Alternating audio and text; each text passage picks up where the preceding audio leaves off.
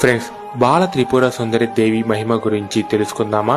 ఒకసారి హిమాలయాలో గొప్ప మునులు తపస్సు చేస్తూ దేవతలంతా భయపడుతున్న ఒక అసురుడి అహంకారం గురించి ఆలోచనలు పడ్డారు. ఆ అసురుడిని ఎవరు జయించలేరని భావించిన సమయంలో దేవతలు లలితా త్రిపుర సుందరి అమ్మవారి శరణు చేరారు.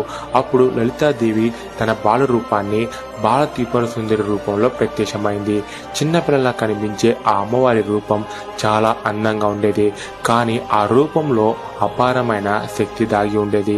చిన్నపిల్లలా కనిపించే బాల త్రిపుర సుందరి తన అద్భుతమైన దివ్య శక్తులతో ఆ అసురుని సులభంగా జయించింది. దీనివల్ల అందరికీ ఒక బోధ వచ్చింది. దేవి ఎంత చిన్న రూపంలో ఉన్నా ఆమె శక్తి అంతులేనిది అని.